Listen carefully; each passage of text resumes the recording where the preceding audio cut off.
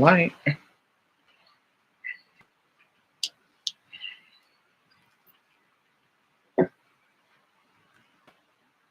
Welcome, welcome, welcome. Happy Beltane. It's lovely to connect with you all. Thank you for tuning in for this live stream. So this is an interesting live stream that I had the idea for so we can discuss and share information about the Book of Shadows and Grimoires. So we can have a little talk about some of Grimoires that we see in pop culture and Book of Shadows that we see in pop culture as well. Also, I just want to make sure that everyone can hear and see me correctly. So, where I think I'm just going to wait a little longer. We'll give it a minute or so to see if anyone's going to tune in. So, thank you. I've got lots of ideas. So basically, I just want for us to share some ideas and insights on the Book of Shadows and Grimoires. So if you've seen some of the other videos, you'll know that I have some videos on this subject and the subject of witchcraft as well. So this has kind of creeped up on me, this video, because I was planning on doing a live stream, and here we are right away. And I'm not 100% ready, to be fair, but pagan timing, they call it. That's pagan timing. So I'm just going to grab a couple of the Book of Shadows. So whilst we're waiting for a few other people to tune in, I'll just grab some of the Book of Shadows. So I'll grab those and I'll pop some of my jewels on, and I'll begin to read some bits of information from the Book of Shadows that I've not mentioned before. And then very soon, if you stick around, we will have a look at the progress I've made on my grimoire. So that is going to be exciting. I'm excited for you all to see that. Okay. So if anyone does have any ideas or any ideas or any inspiration that you'd like to share in the comments, any questions, please do put them in the chat or the comments, whichever, and I will do my best to get back to you with those, because I'd love for us to the whole point of this video was to share some ideas on and some inspiration. Okay. So I've opened it right to a book. A book? I'm going crazy. I've opened it right to a spell which I came across on the Tinternet a long time ago. Well, maybe not a long time ago, but it was at least about over 10 years ago, so over a decade ago. So that is quite a long time ago. So let me put that book down there. So it was a spell to strengthen the witch within. So I think this spell might pique your interest. Let me know if that does pique your interest. And if it does, I will see if I can find any links to the original spell that I found. But it was quite an interesting one. Basically, it's a spell to strengthen the witch within. So it's a spell which works with gathering different images of witches which empower you, different items of witchcraft, stuff like that. So I'll read you, and basically you use those items in the ritual, and you then state I believe you state all of the different things that a strong witch represents to you, a magical witch, and you then use these as affirmations, basically. So then you can go from there. Okay. So I'll read what it says. So the image of the witch is at the root of our cultural past. To embrace and affirm this aspect of ourselves is to tap the power of tradition, longevity, and cellular memory. Once we understand ourselves, harmony sets in. So in preparing for your spell, first do some serious thinking about just what the image of the witch means to you. So the image of witches will mean multiple things to different peoples, but hopefully if you're one of the people who is tuning into this, you'll have quite an accurate image of what a witch is.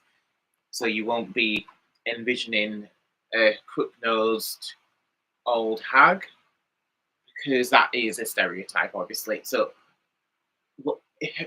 witches witches are everyday people, men, women, both can be witches. They just look like everybody else. So you can't just, most of the time, unless they're walking around with tons of crystals like I do, then you're not going to be able to just like point a witch out on the street, because they just look like you and me. Well, we are witches, majority of us here, but I'm saying people who aren't witches, if they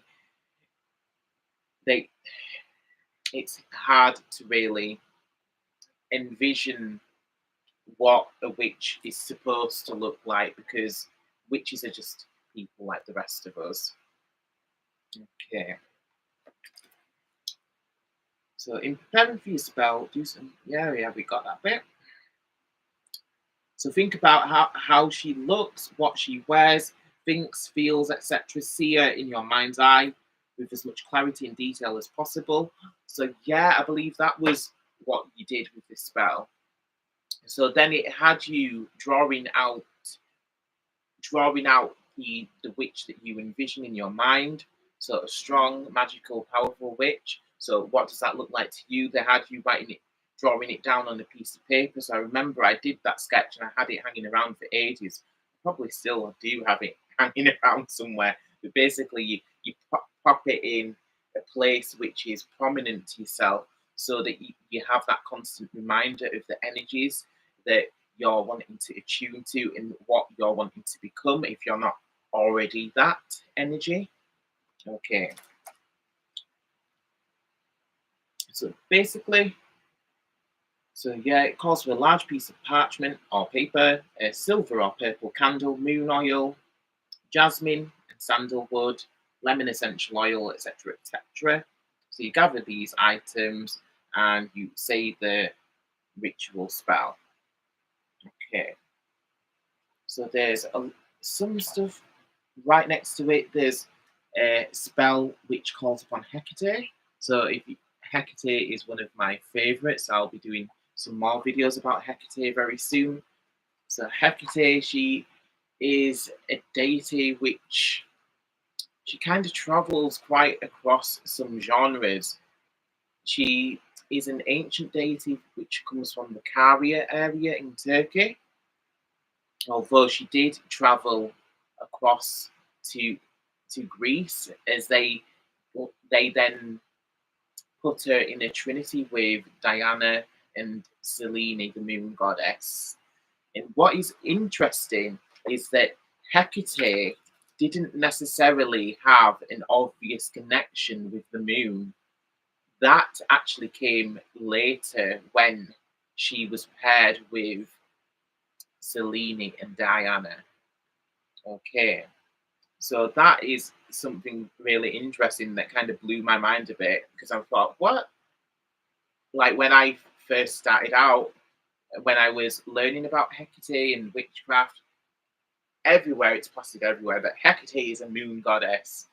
Of course, she's the goddess. She rules all kind of areas, earth, sea, sky. Although although she isn't an obvious, like if you go back to the root of her, if you go back to the root her of her origins, she's not an obvious deity of the moon like Selene is. What I was reading is that because the legends and the mythology around Selene was getting a bit old and outdated, and they wanted a newer and brighter figure to kind of prop up that mystery and that magic and that moon goddess energy. So they wanted someone new to do that. So they decided to pair Hecate in with Selene and Diana, which is quite interesting. Okay, so I'll read you this invocation to Hecate. So it's always best to call upon Hecate when it is dark. So in the night time, she's mostly a nocturnal goddess, although she does have aspects of being a light bringing deity as well. So she brings light to the dark places. So Hecate, I call thee, witness this rite, bless us with wisdom, bestow us with light. Hecate, I call thee from underworld to sky, mistress of all realms, crossword to storm's eye. Hecate, I call thee wolf, dog and snake, guardian of our instinct, titan awake. Hecate, I call thee witness of life, keep the ways clear in peace and through strife. Hecate, I call thee witness this rite, bless us with knowledge to balance day and night. So mote it be. So that is a beautiful invocation to Hecate. So there's the bit about what was it? The Magician's Pyramid. So there is a video about that already on the channel, so do check that out. So I won't go into that right now. So here's a bit about the shielding. So shielding your energy, this is a very important thing for us.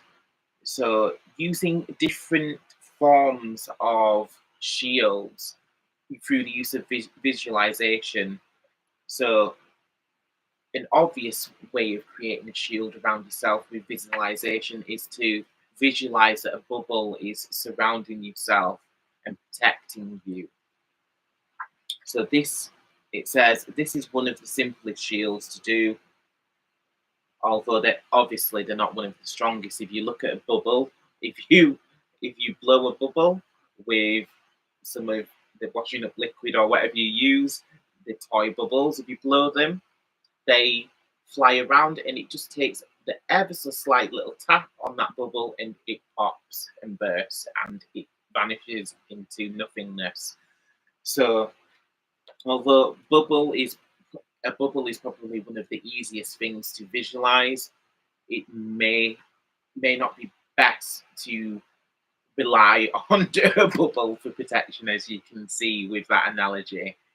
So it's always best if you want to combine different elements of shields. So maybe if you have the bubble in the center, so if you work step by step, so if you form a bubble around you firstly, and then secondly you form maybe a mirror sort of energy around you. So you visualize a mirror forming around the bubble, creating another layer, and then from there you create maybe a spiky layer. So if you want in extra protection, you're feeling quite threatened by somebody or something, then visualizing spikes or swords surrounding you. So if you think of like a conker or a horse chestnut, they have the little spiky shells, which I always find quite cool. So if you envision yourself like surrounded by a giant conker with spikes sticking out, that would be quite a cool visualization. And inside the conker there's the nice soft interior that they warm up around the festive period, so they warm up the horse chestnuts and eat them. So that is quite cool. So basically, the important thing to remember about shielding is to think of different things. So another easy one would to be visualize a layer of fire surrounding yourself. So you can either visualize this as one big ball of fire which surrounds you and protects you, or you could visualize it as loads of little balls of fire which form like a network around you and a protection.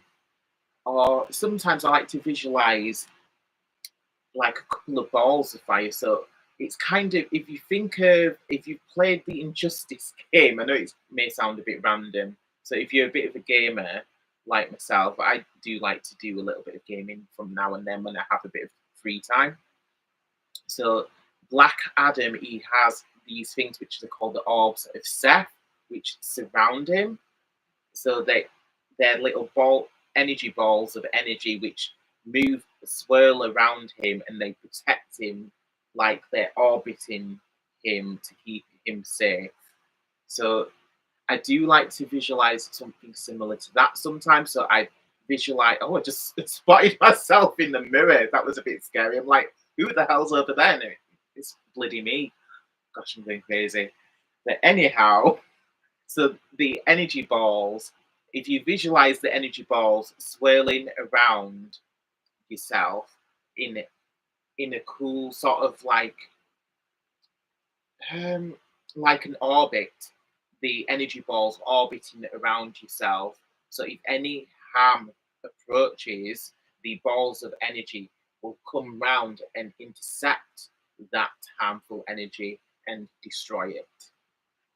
So that is another shielding technique which I like to use.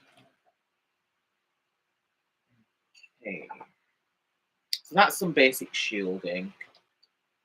Right. So there's a bit here about less popular festivals, which is quite interesting, as today is Beltane, one of the 4 major witches' sabbats, or Wiccan sabbats if you follow Wicca.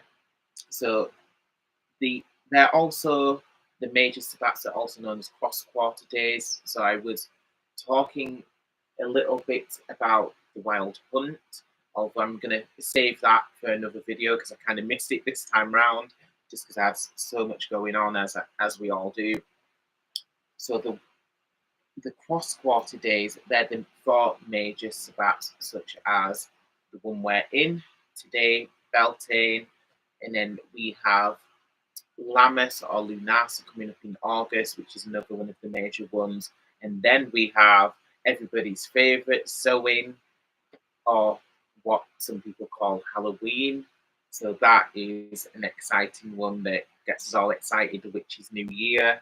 And then after that, we come round again to Imbolc, which is 3rd of February, which is just when the magic, when winter is kind of, winter's been giving us some grief, but there is the little promise then of spring and the magic returning. Okay. So let's see what other festivals we have here. So right here in the first one that popped out to me was the Festival of Wine and Pleasure, December 28th till 31st of December. Wow, that's weird. I've not really noticed that one before. So what I've done is just, I believe I found a list somewhere. It was listing all of the lesser known popular pagan festivals. So I wrote them all down in the grimoire, but some of these I've not even actually noticed or celebrated or anything like that, because I just wrote them down in the list in the Book of Shadows and forgot about some of them because the less popular festivals. So we already have 8 major sabbats, or not major, we have 8 witches sabbats, 4 which are minor, 4 which are major. So we already have those. There's a lot going on. There's full moons, which we call S-bats as well. So, and then there's the 4-4 portals, so the 12-12 and 11-11 and Lionsgate, all of those. So there's lots and lots of portals and festivals for us to tune into and to celebrate. So there's no shortage of those. So Festival of the Forest Spirits, July 19th till the 21st. So that is interesting. So we'll go back to closer to where we are. So where are we? Easy. We're at Beltane, so that's 1st of May. So So the next festival, which is a lesser known festival, is the Day of the Dark Goddess, 23rd of May.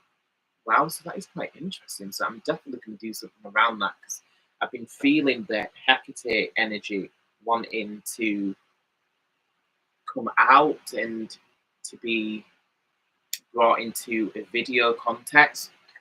So more people can reach Hecate's energy and the gifts and magic which she brings for us all.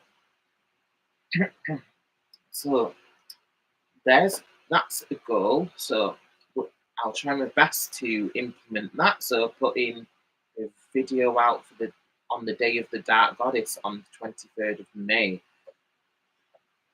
And then after we have 5th of June, so that says it's the rites of harvest. And then after that, there's 12th of June, the Feast of Epona. So Epona is a deity from Welsh origin, so from Wales. So she's a deity of horses, and I believe she may be, for some reason in my mind, I've not worked with her a lot, but in my mind I'm thinking that she is quite a healing deity. I'm gonna have to research that. Do I have any of those relevant books here? Probably not, which is a shame. So these are some of my favourite witchy books here on the shelf. Although the Deities of Britain, that book, I believe that is in the bedroom, so we'll pass up on that. So let's see if there's any other interesting festivals. So there's Well Blessing Rite to the Water on June 23rd. So that's interesting. So that is around, that's literally just after the summer solstice. Well Blessing. Feast of Ceridwen on July 13th. That is interesting. So those are some other little knickknacks in the book. So there's, in the book, I also have information about gemstones. So here I've got Gaia stone. So that's an emerald green coloured stone. So it looks a bit plasticky, the Gaia stone. So it's definitely very different to Moldavite. Moldavite is kind of looks knobbly and delicate, and the Gaia stone, the piece that I had, was like really flat and plasticky in a way, but I stuck that in one of my organite pyramids, such as like these. So I like to pop my crystals in the organite pyramids. So the Merlinite is another gemstone that I like a lot. Merlinite, because Merlin was one of the first deities that I started working with when I was. It's interesting that he was the deity that I worked with first when I was working with witchcraft and magic, because Merlin, he's a master teacher and an ascended master as well. So it's interesting that he was there, he was feeding my appetite and curiosity for more and more information on witchcraft and magic, and it's all, I was interested in spirituality. As you can see on the channel, I've got videos about witchcraft, paganism, spirituality, star seeds, the lot. So he is another deity who I will be looking at very soon. I will be delving into Merlin's energy as well. So I've got an idea. I want to work on some aspecting. So I'm not sure if you've heard of aspecting before. Aspecting is quite a cool thing. So if you think of drawing down the moon or drawing down the sun, aspecting is where you draw the deity down into yourself. So aspecting is by working on connecting with that deity, and you kind of embody the deity for a longer period of time. So rather than just drawing down the moon on the full moon, you would aspect that deity. So you're becoming more like that deity and incorporating that deity's magic and their skills into yourself, which is very interesting. So I'm going to take a look at aspecting Merlin very soon.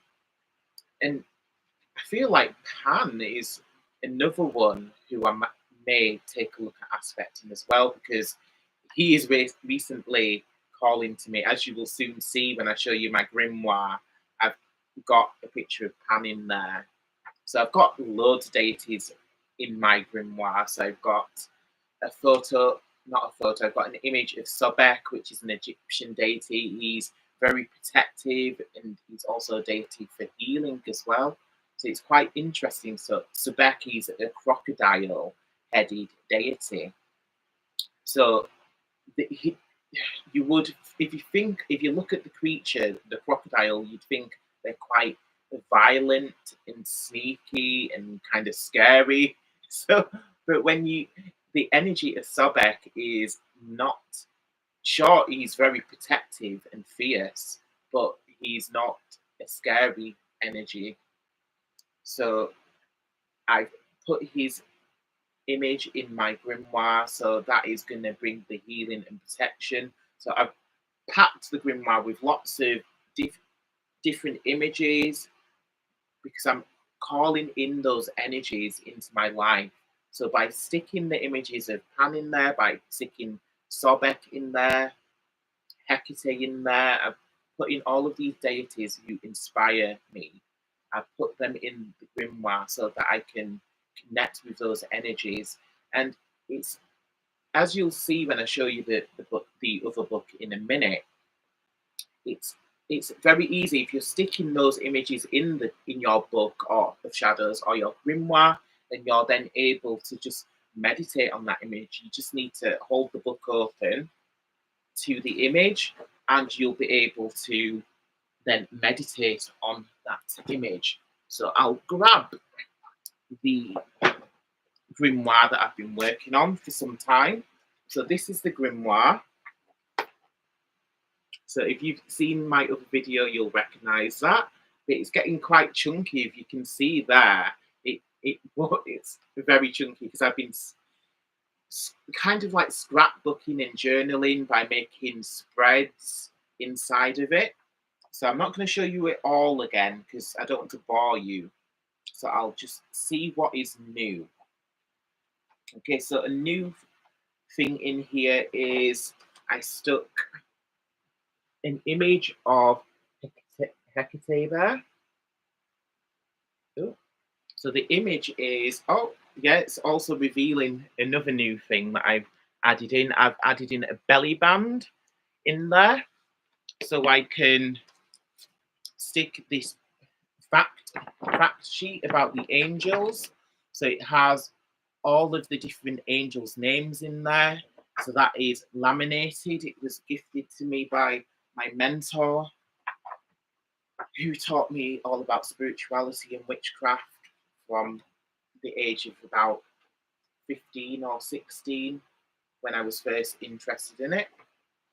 So I'll read you some of the angel names because some of these are less popular. So there is Itkal, which is an archangel for relationships. There's Leilahel, which is an angel for good fortune. There's Sashael, which presides over water. There's Samandiriel, which is an angel or archangel. No, I believe it's an angel for imagination, it says. So Sandalphon, most of you would have heard of him because he's quite a popular angel. So obviously we have angels like Michael, Gabriel, Metatron. There's Uriel, of course, Zadkiel. So that they're all quite popular angels. There's Aquariel. So it says transcendent and cosmic understanding. There's Amodil, an angel of patience. There's So what Orithio protects the wilderness. So that's interesting. So I believe that angel's energies would work nicely with Pan's energies, because Pan is a deity who is like the lord of the forest and protector of the wilderness, and his energy is kind of bringing you back to rewilding yourself. And also Pan is where the words like panic comes from, because whenever whenever Pan was around, the people around him, just because he had that sort of energy, because he was quite a surprising deity. Like you just he'd probably pop out of nowhere and just kind of scare you in a way. Not that he's a scary deity, but he caused panic just by taking people off guard. So that there are some stories of Pan having his wicked way with some of the wood nymphs. So there is stories and stuff like that. So that's probably more where panic comes from, and pandemonium as well. So these are all words which come from Pan, just because he's such a big energy, which completely may take you off guard if you're not expecting him. Okay, so pop the belly band back in. If anyone does have any insights or any questions, please do type in a question and I will get back to you as soon as possible. Okay. Right, oh, I'm skipping. So yeah, so there was that one.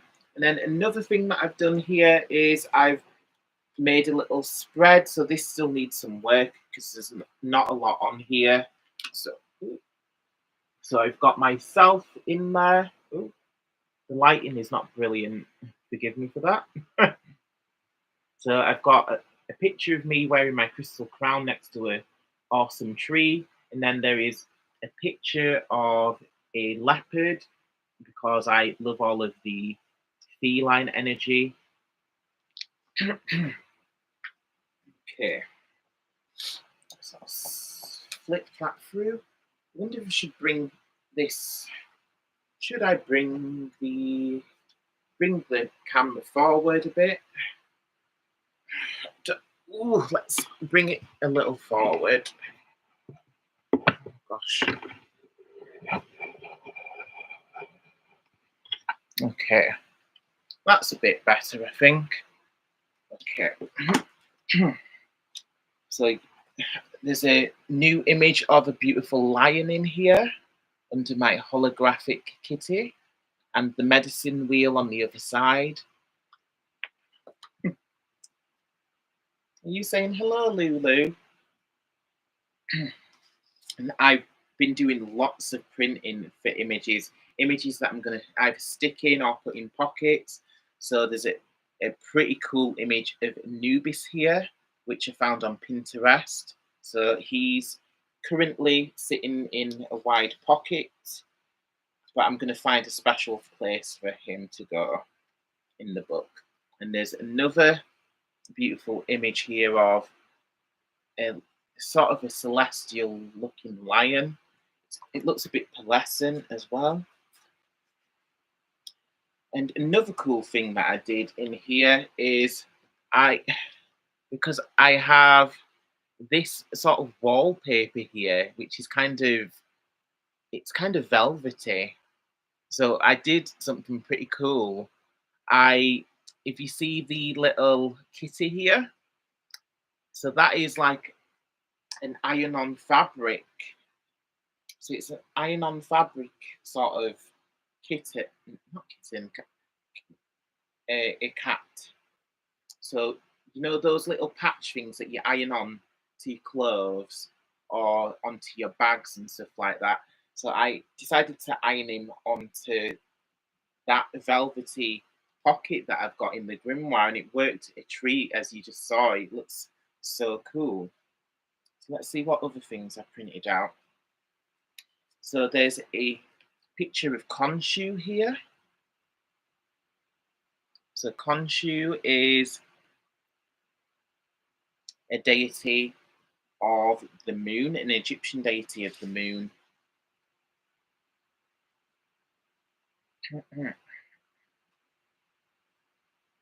Oh, speaking of deities of the moon, and then we have another cool photograph here, which I printed off. So all of these images I found on my Pinterest. So if you like some of these images, let me know, because I will pop the link to my Pinterest in the comments, so you can have a look around some of my boards that I've created. So I find lots of cool images like the ones that I've been showing you. So the majority of the ones that I show you, they're all in my Pinterest. So have a look. And do exactly as I've done. So the good thing about making your own grimoire, and rather than just buying a grimoire or a spell book that somebody else has devised and written, is that you get to put the images that you like in there. You get to put the information that you find the most useful. You get to put that in there as well. I forgot where I was kind of going with that. But the important thing is you get to put what you want in your book, because it's your book. Okay, so another cool thing here is, so I have my moon phases over here. Ooh, I'm not really navigating this very well. I don't do live videos very often. I usually do a lot of editing the videos, as you'll see from the other videos. But I'm wanting to do a lot more live streams. I just need to get people used to them, get used to them myself, so they run more smoothly, and get people tuning in and engaging. That is my dream for this channel. So at the top here, you can see a beautiful image of Hecate. So I printed that out on photo paper, and it looks awesome. So I was happy about that. That's exactly the same. So I'll show you quickly. We have the winged Sekhmet image there in the grimoire, and then on the page next to it we have a picture of Sekhmet which I printed off.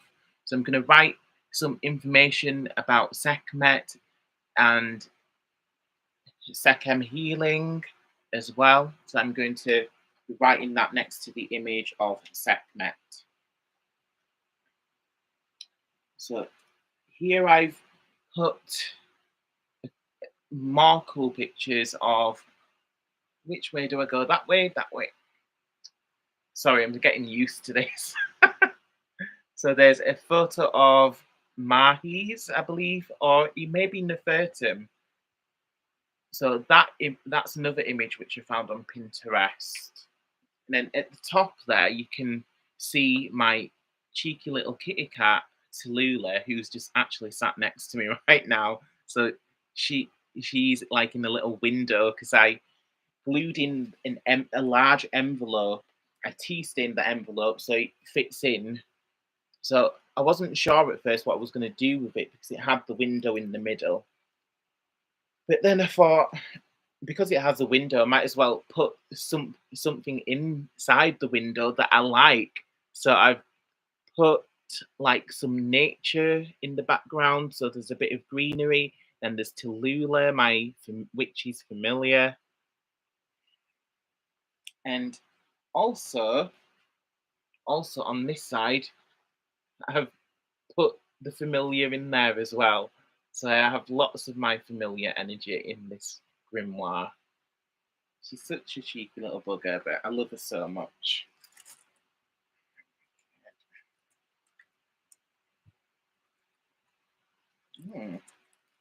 Looks like that envelope maybe. It looks like it's got a little split in the side. I was not expecting that. Because it's not supposed to have a slit there. But anyhow, On the next pages, we have Anubis. So I'm going to write some information in here about Anubis and about the soul and soul's journey, stuff like that, magical, spiritual stuff, which is relevant to Anubis, the Egyptian jackal-headed deity of the spirits of the dead. So Anubis, he measures the hearts of the spirits who travel to the underworld or the afterlife, and he measures their hearts against on a scales. On one end of the scales there is the feather of truth, and on the other end of the scale there is your soul's heart who is being judged.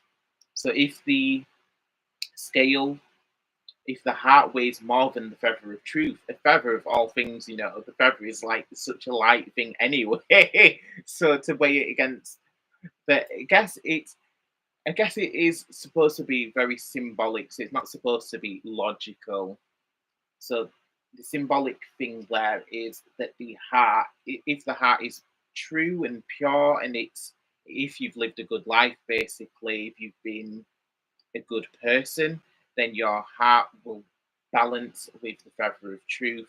If not, then your heart gets chucked to a monstrous deity and you're doomed, basically. So next we have Osiris. So this is another cool image which I found on Pinterest. I'm I really promoting Pinterest today, but I do really love the images which I find on there. So that's Osiris. So I'll try bring it a bit closer. And then on the other side we have Sobek, who I was telling you about. He's the crocodile-headed Egyptian deity. So next to Osiris, I'm not too sure what I'm going to write there.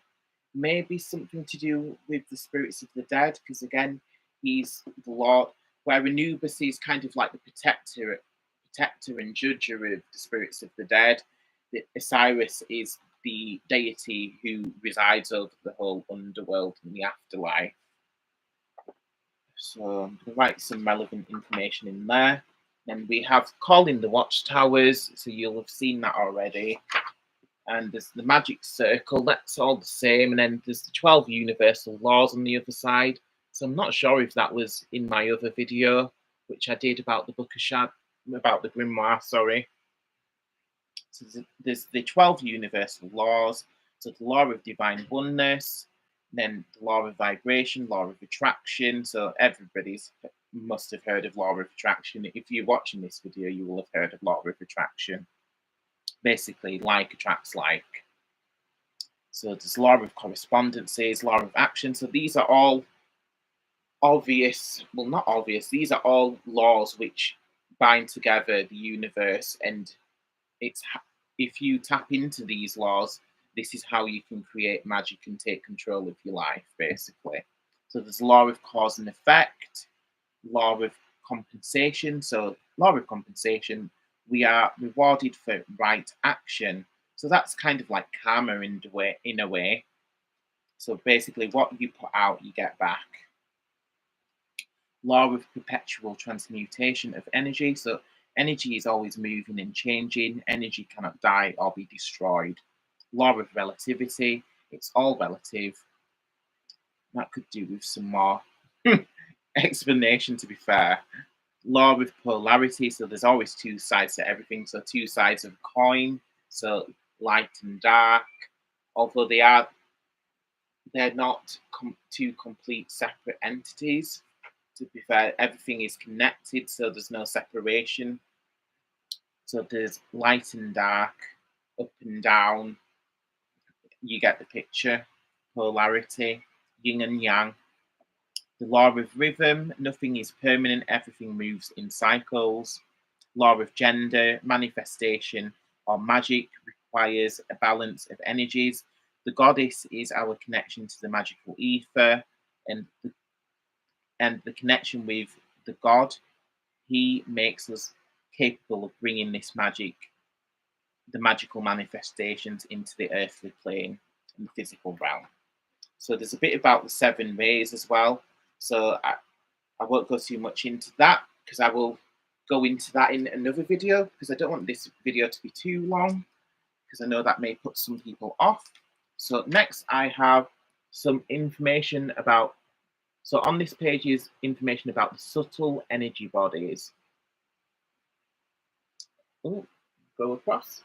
And on the other side, so I'm really sorry if you can't see this very well. So I'm just trying to work with the camera, because the camera is live streaming through my MacBook. Okay. So basically, on the other side, where you can see the ankh and you see a humanoid figure, there is like the energy centers, or the chakras, if you will, to some people. So at the top, you have the stellar gateway. I almost forgot then. So the stellar gateway at the top. So that's usually visualized as a silvery energy center. And then below that, there is a causal chakra. So the causal chakra is a bit like, if you think of your aura can be pushed out to, if you think of the typical representation for aura, you just see like a little outline which goes around your body, but the aura, the causal chakra is kind of like the aura, but it stretches out much further. So you can stretch out your causal chakra around the whole planet. So it stretches out quite far. So underneath the causal chakra, there is the crown chakra, and in the middle of the forehead, there is the third eye chakra, and then there is the throat chakra underneath that. And then there is the heart chakra in the center. Then if you go down to the, I believe it's the solar plexus, yep, solar plexus, and then there is the Tandian chakra as well, which is used a lot in Eastern philosophies and martial arts. Tandian, Reiki as well. So if you practice Reiki, the Reiki energy is usually draw it from the Tandian chakra, not chakra, energy center. Okay, there's the sacral chakra as well underneath that, then the root chakra down at the bottom, and then right down at the bottom there is the earth star chakra.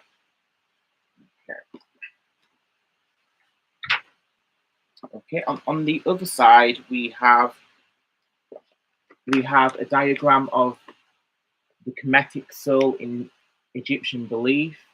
So the Egyptians believed that the Kemetic soul was split up into 7 different parts. So this is in ancient Egyptian mythology.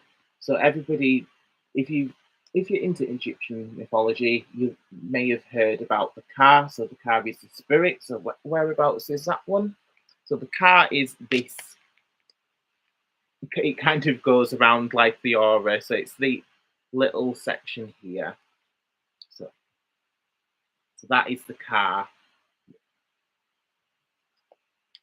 So it's kind of like different layers, similar to the aura, and then there's little bits that are interlocking as well. It's quite an intricate diagram of Kemetic soul.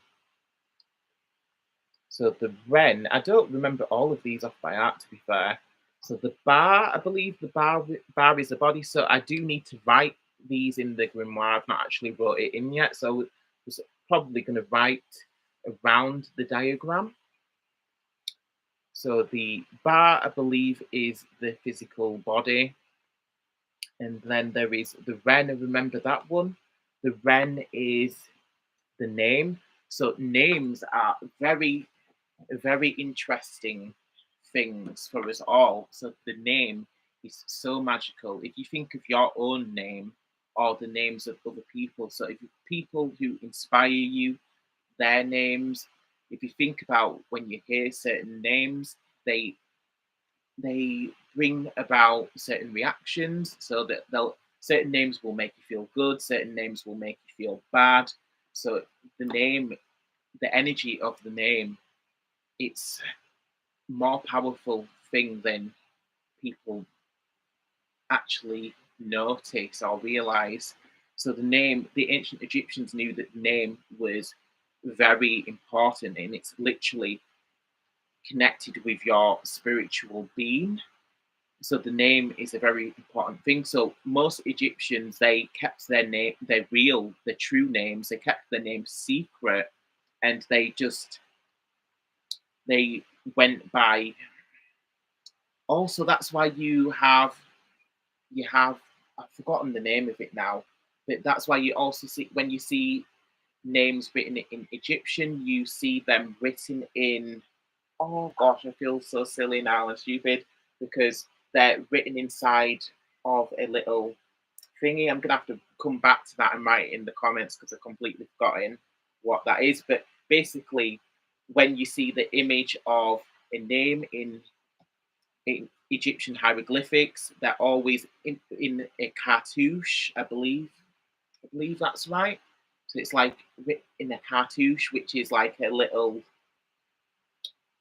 thing for displaying the name in the hieroglyphs. So the cartouche is like the protection for the name. But most of all, basically, the most important thing to know about the name is to be careful who you share it with, share your name with, especially if you're sharing your witch's name or your true name.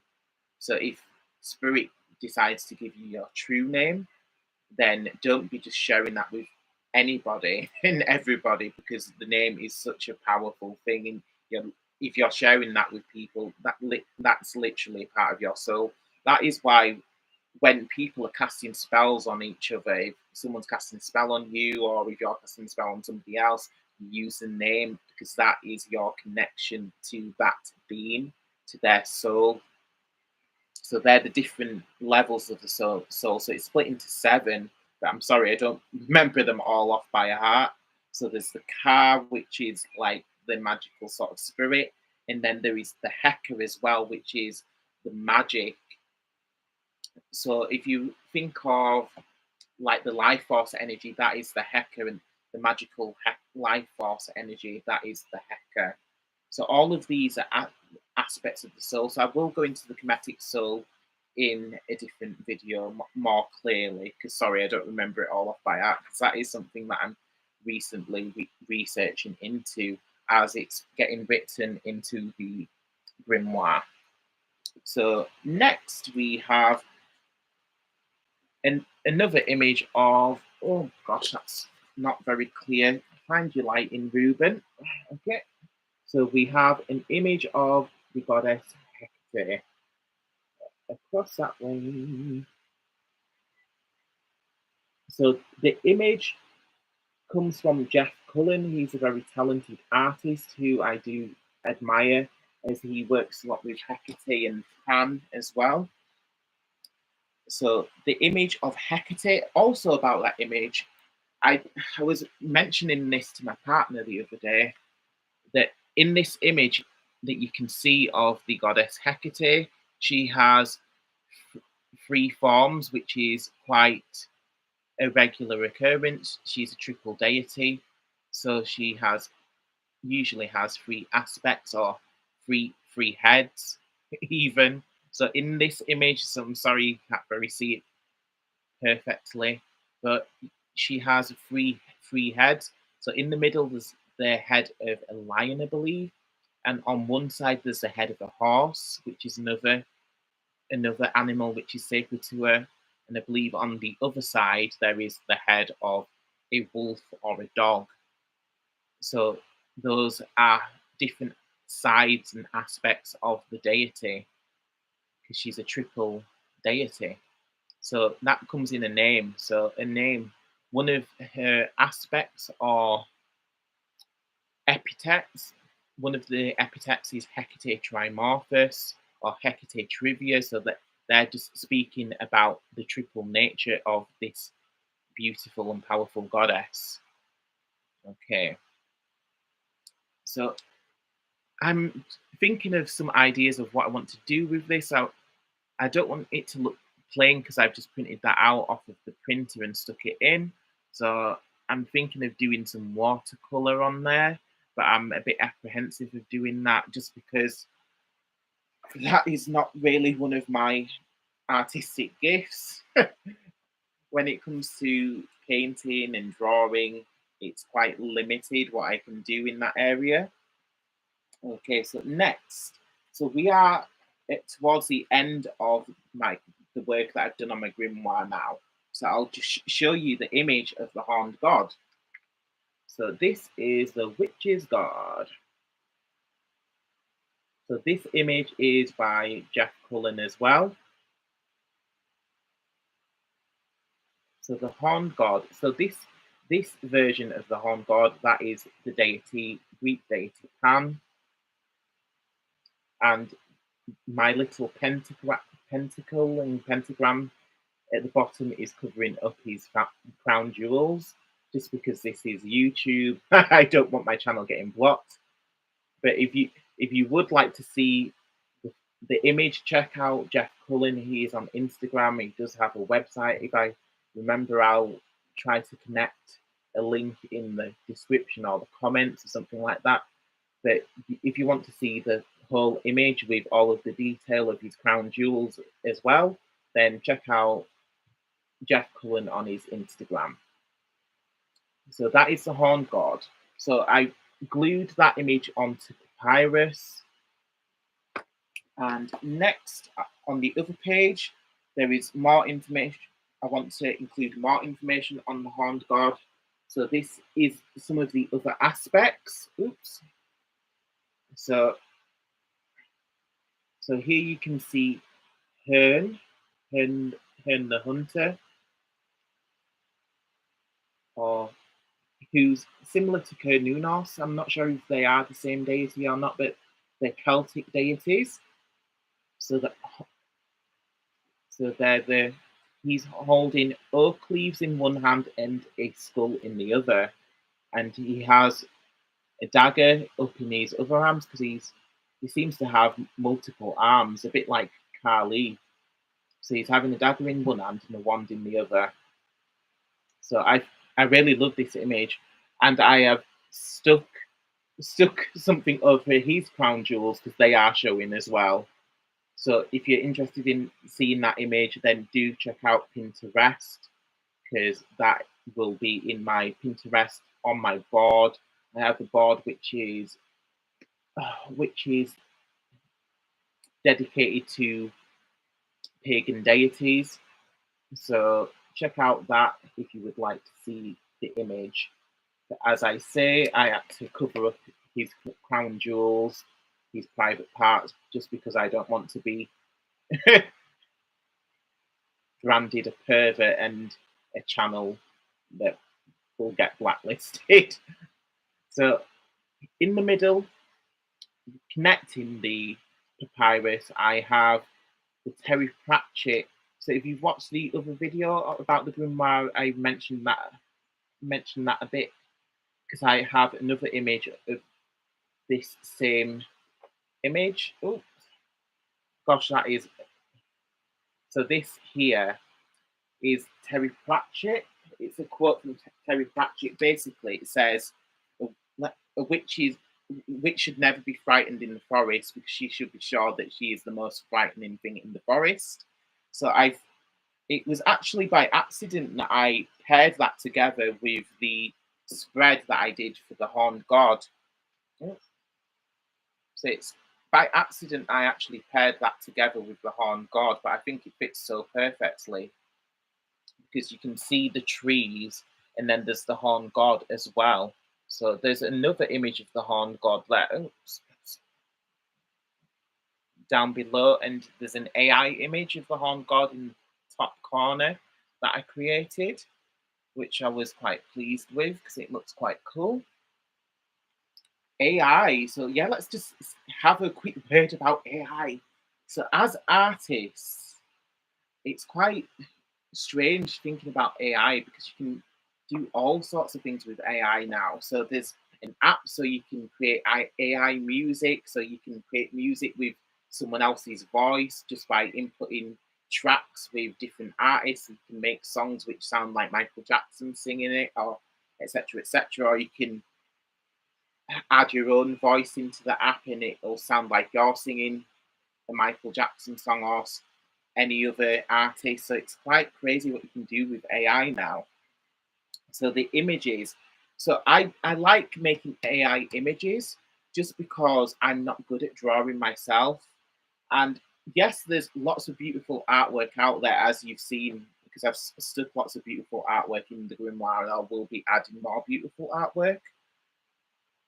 But the AI images, it is useful that you can create your own images just because I feel like I cannot draw very well, and I don't want to screw up. But I guess practice does make perfect, so I should be more confident in myself. So if you're similar, I believe, yeah, you should try AI out.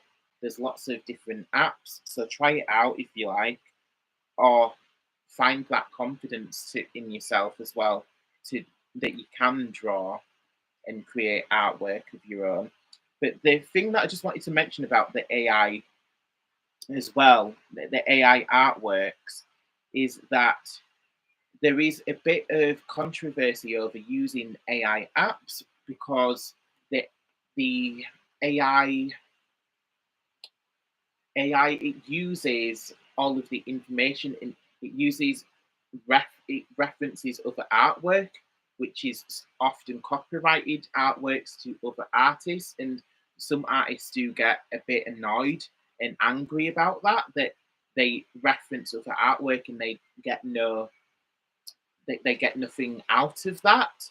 So fair enough, but fair enough that I can see where they're coming from. I would be annoyed if people was using my artwork without referencing me. But at the same time, there was Roberto Blake is a channel that I've watched, and he says something interesting about this situation. So if you're an artist who's worrying about AI ruining your profits, then he believes that you you're doing something wrong because you should. There's only so much that AI art can do. You should be focusing on creating your own connection with with the people who is relating to your artwork and working on you may have gaps. Those artists may have gaps in their skills when it comes to marketing and stuff like that. So rather than just firing down the AI, because AI is it has its limits. So if people are choosing AI artwork over man-made artwork, then it's showing that you're having some skill. There may be some gaps in your skills when it comes to your how you relate to the people who's relating to your artwork and the relationships with those customers. So that is something interesting that I did think was quite a valid point, to be fair. So that is the grimoire. So I've enjoyed working on that. So I'll take a quick look at the other book of shadows, see if there's some tidbits in there which I've. So it opens straight to the story of Cabal. So I believe that story came from in a witchy book that one of the first witchy books that I came across. It was the Apocrypha, but it's like a witchy version of the Apocrypha. So the story of Cabal. So it says it was at the time of beginning, 20,000 years past. So basically, it's kind of like a Genesis sort of story. So like at the beginning of time, there was these deities. So first Venus, mistress of Cabal, second Flamen, priestess of Cabal, and then Letitia, Justicia of Cabal. So it's quite interesting that the Apocrypha. And then there's a bit about familiars. So Coven spell, Before Time Was. So I'm not sure if I've read Before Time Was before. I believe I may have done actually. Before Time Was, if you've not heard of it and if you've not seen the other video, feel free to check out the other video or check out Scott Cunningham's work because he's the one who wrote Before Time Was, and it's quite an interesting piece of work. Okay, so the open letter, an open letter from a witch. So I thought this was an interesting thing for me to put in my grimoire. So when I was a baby witch, as a lot of people like to call it these days, a baby witch when I was first starting out, I found this quite useful of of learning what witchcraft is and what it isn't.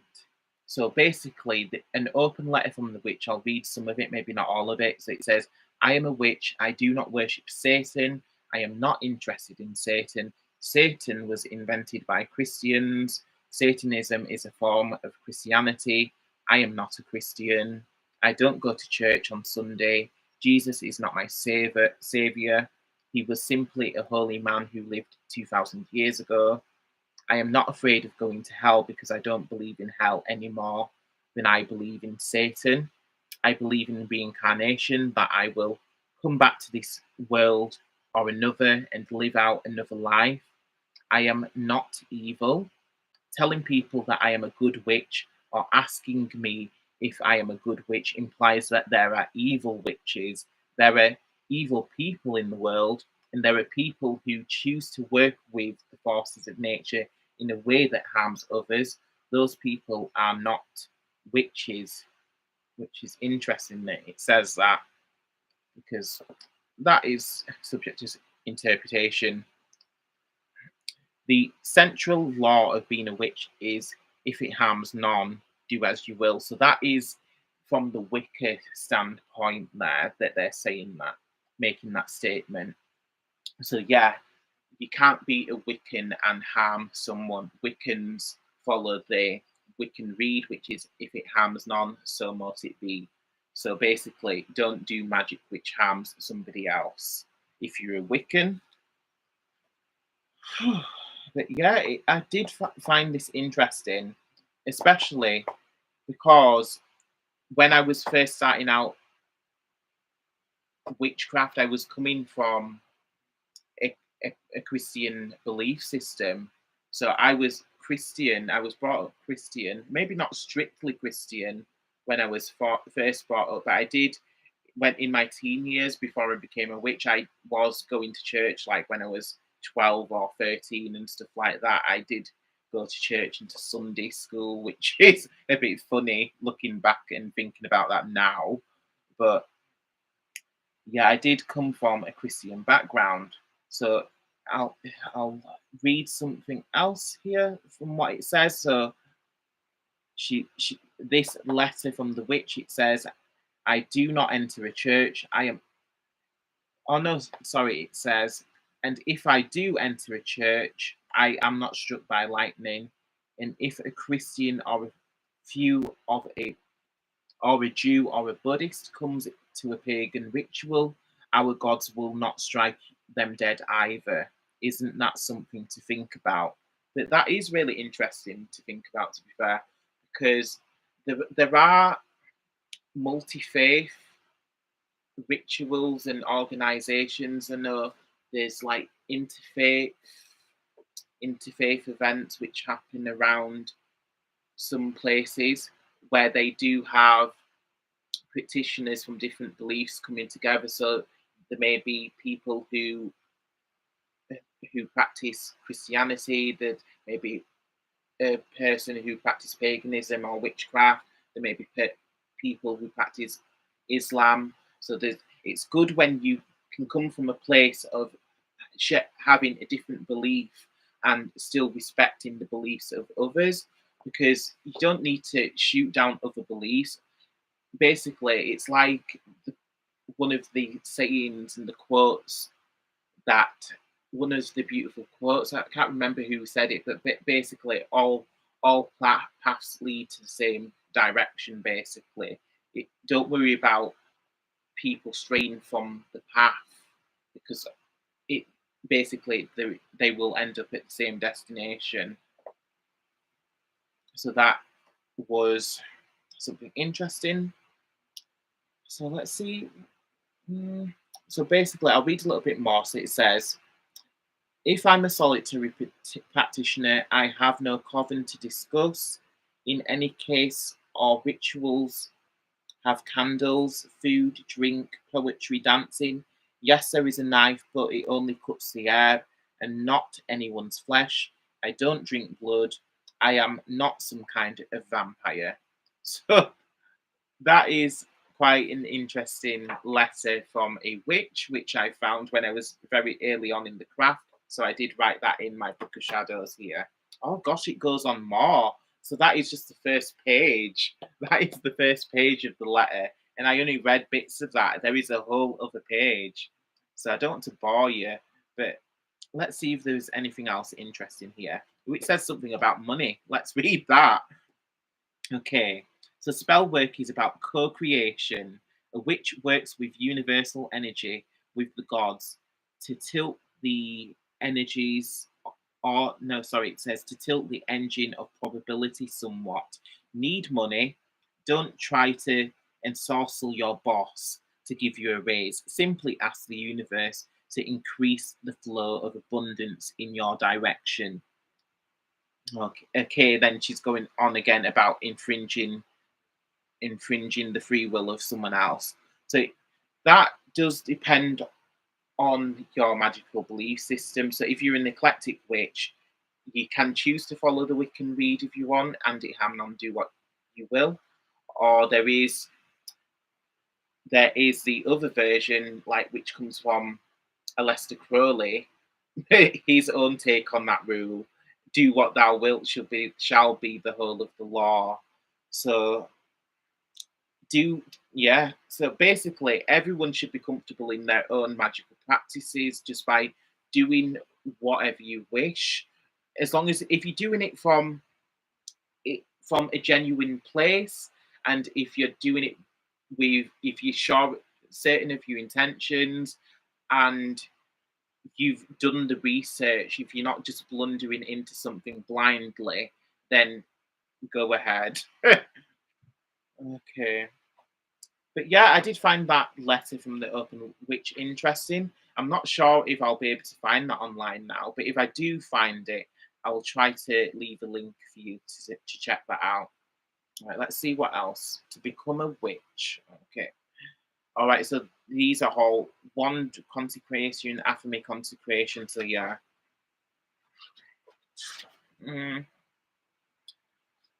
Actually, let's have a look at the Beltane ritual, seeing as we're in Beltane now. No, I do have that in here somewhere.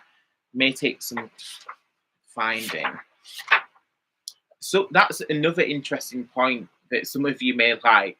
Some witches, they like to put indexes in their grimoires and Book of Shadows, but I kind of like, it's kind of magical flipping through the book to find what you want to find.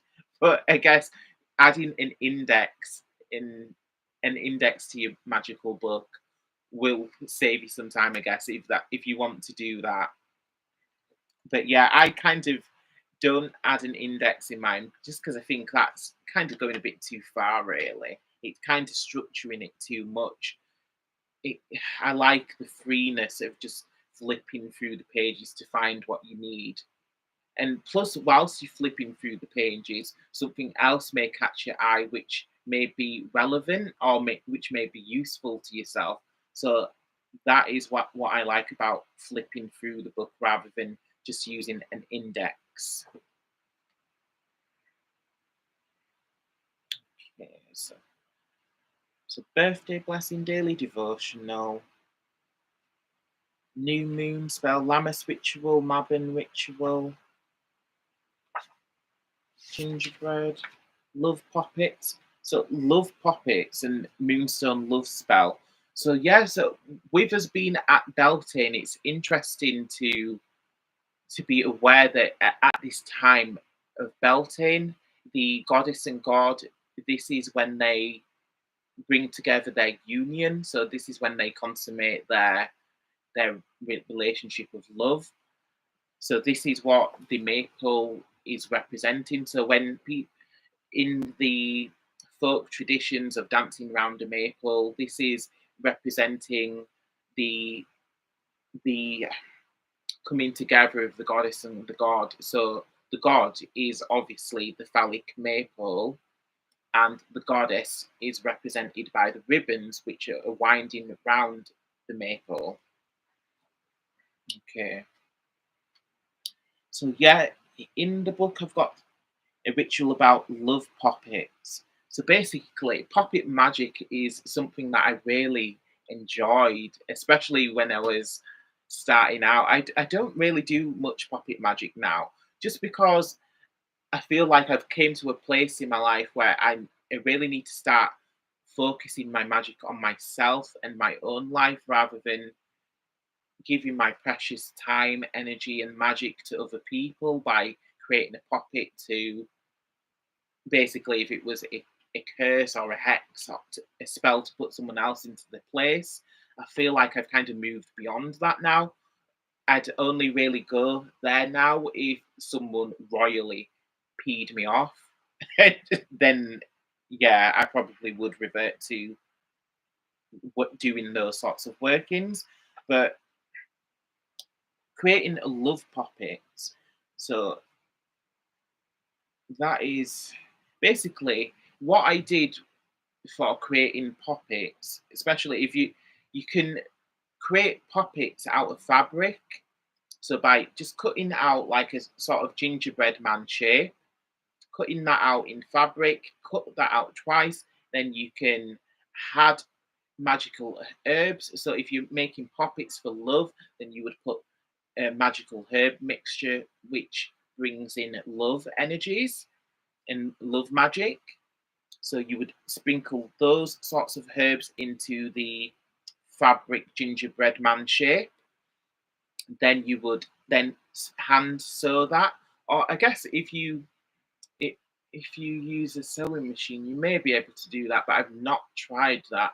I think that might be tricky with there being herbs inside it. But basically, you can. Oh, then again, it may be easier if I've not done this in some time, so it may be easier for you to actually to do some of to sew up the figure of the gingerbread man, and then to maybe not fully, so you just have the gaps at the bottom, and then maybe try pouring the magical herbs in that way, and then sealing up the poppet. So I've also written here witchy tape. So this is a cool witchy tape. Basically, you probably heard of this. Some of you may have heard of this already, but it is a really interesting tip. So if you're following a magical recipe, if you're following a recipe which is calling for, if a certain recipe is calling for a herb that you don't have, then you can use rosemary to replace any magical herb. So that is a game changer when if you have lots of other ingredients for a certain spell, but you don't have that one ingredient that is so annoying. So you can just replace that one ingredient with rosemary, because rosemary is a magical herb which can be used to replace any other herb in magical workings. And if there's a flower that you don't have, roses can be used to safely substitute any other flower. So that is another interesting thing which I wrote in my Book of Shadows. And also, coming back to the poppet magic, poppet magic is essentially what we call sympathetic magic. So sympathetic magic is where you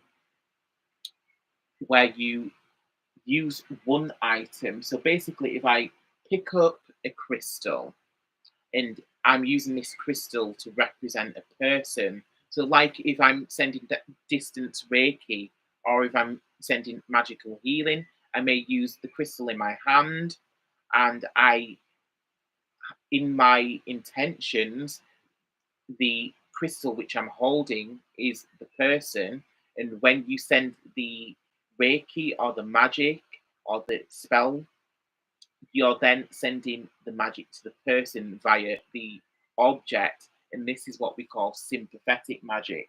So that is the same when you're using poppets as well. The poppet is the receptacle for sending the magic to the person that you're representing. Okay.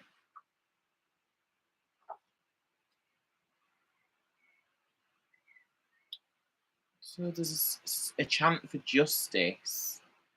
So I'm quite a stickler when it comes for spells for getting justice, because it really gets under my skin when someone thinks they're gonna get away with some shit. Excuse my French. When people think they're gonna really do you over and think they're gonna get away with it. So instead of them getting away with it, rather than lowering myself to reacting to them physically by having a fight with them, by slandering them, instead of doing that, I just cast a justice spell like this one. So I'll read this. This is a spell that I've used a number of times and I really like it. I think I really like the rhymes and I really like the intention of the words. So this isn't a spell that I've wrote myself. I believe this may be a Dorothy Morrison spell. I think it might have been out of one of the books that I have for her. So the spell is: may nemesis stalk those who dare slander me and cause me care. All they attempt to cause me pain rebound on them and be in vain. Let the hurt they cause to me and mine be bound round them like ivy's vine. When they lay them down to sleep, may nightmares stalk and waking weep, until the day their conscience bids. They tell the truth for all to hear and leave my reputation clear. All this I ask in justice's name, and wish on them the very same as I will, somewhat it be. So the interesting part of that spell, the thing that I find interesting about that is that you're setting the intention for the magic to work, but there is an important factor there. So you're saying when they stop being an idiot, when they stop being awful and rude, when they change their ways, then the magic no longer needs to take effect. So the magic can end when they start acting right. So that is the interesting thing I like about that spell, because you've set that boundary there, the magical boundary, rather than just casting like some really harmful curse, which is just going to go on and on and on forever and ever. So I like the fact in that justice spell that you set in that boundary there. So people who get caught up on the different colors of magic. Ooh, this is black magic. Ooh, that's white magic. I'm a white witch. This, that, and the other. Some people may class this as grey magic, but there's the interesting quote which I like from the movie The Craft, which you probably came across before, that magic is not good and evil, it's not white and black, it's the heart of the practitioner which which is either good or evil. It's the person casting the magic who is good or evil. It's not the magic. Just like there's no all all all evil deity out in the world. There's or devil, as some like to say. Oh, there's the devil who just wants to destroy everyone and ruin everyone's life. Really? But yeah, each to their own. If people want to believe that, then let them do it. So there's right for the earth. So that's earth healing rituals. Asara Beltane ritual. Finally, we got there. So for fertility and earth energies, so you use as many woods as possible for kindling your fire. So basically, Beltane a it's a time for, it's a fire festival basically. So one of the main things about this festival, about the fire festival, is that one of the practices which is traditional is to light a bel-fire, or bale-fire as some call it, or as it has been called. So a bale-fire is using magical woods. So traditional woods which are used in a bale-fire is oak, ash, thorn, willow, birch, rowan, alder, holly, and yew. Okay, so when I say you, I mean a tree, not you watching this video. Okay, I know that was a very stupid joke, but let's not be too serious. Let's not take ourselves too seriously. Let's have some fun. Okay. Also, if you're watching this far in the video, thank you so much. Thank you to everyone who's been watching, because this video has gone on longer than I was expecting it to. But I will read a bit of this Beltane ritual, and I will let you all get back to celebrating your beautiful Beltane. So thank you for joining. So we have, so you gathered your magical woods. So one wood which you'd never burn. So one wood, I know I didn't add it to the list, so that is for a reason. So one wood that you'd never burn in magic is the elder tree. Do not burn the elder tree because it's sacred to the goddess. Okay. So create your bel-fire. So it's good to do that in a cauldron if you can. So please do it safely as well. Please be cautious. Make sure that you're not near to any other flammable items. I don't want anybody getting hurt. So you can. It is probably a good idea to do it outside if you're going to light a fire with wood and flames. Okay. So it says, stand around in a circle, light a small fire, stand in a circle. And with each person, as you build and light your fire and a green candle, say the following spell. So it says, fire of Bel, fire of the summer sun, and the ascending light, flame in my heart, my soul, my loins, that my life and light may be kindled and flare upwards to the great summer sun. Take a twig, if possible oak, ash, or thorn, and circle the fire or candle in a diagonal manner, which is clockwise, and say, fires of healing, fertile fires, bring what is needed, not desired. Heal the planet, bless the corn. Lord of light, we greet your dawn. Carefully light the twig and allow it to smoulder, and then hold it momentarily upwards, saying, fire of Bel, join with my fire, and with all fires in all places on this day at this hour, rise in a web of glorious flame to empower the sun, to be empowered and to flame within my heart forever. Then it says, cast a twig into the flames, then leap high in the air over them, and say out loud, ascend and bring fertility, power and creativity. Then each person carefully jumps over the flames. So please, if you do that ritual, please do that very carefully, because that may require a risk assessment, especially if you're doing it in a group of people, because there's always that one person who may not be as careful or as conscious as everyone else. Okay. Or there may be someone who lacks common sense as well. So just be careful. Don't let anyone get hurt if you do attempt the ritual of lighting the bel-fire and jumping over it. I must admit, I've not actually done that before, jumping over the bel-fire.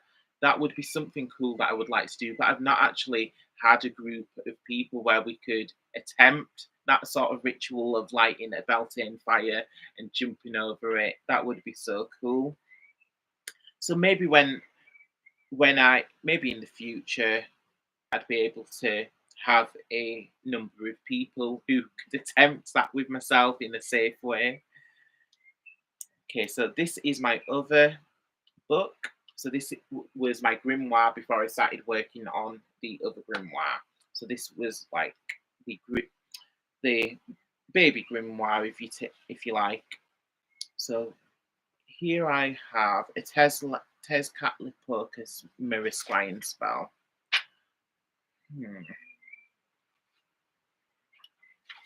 I keep on coming back to the Rite of the Ancestors, so that is a good spell to cast around Halloween. It may be even a good one to cast on Beltane, to be fair. So the Rite of the Ancestors, I wrote this basically as a way for honouring our ancestors, giving them love, giving them light, and letting them know that they're not forgotten. So I've wrote burn resins in a charcoal disc or other suitable incense. Gather your crystal ball, gather your cords. It says grab an ankh. So if you don't have an ankh, you could substitute that for a cross instead, or a crucifix.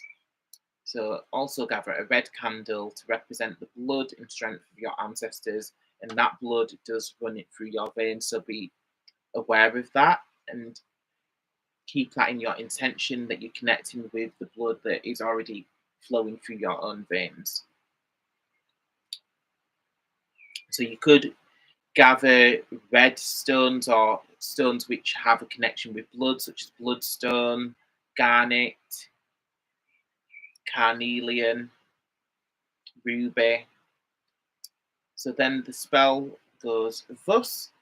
The spiral of life goes around, and the cycle of birth, death, and rebirth, we are all bound.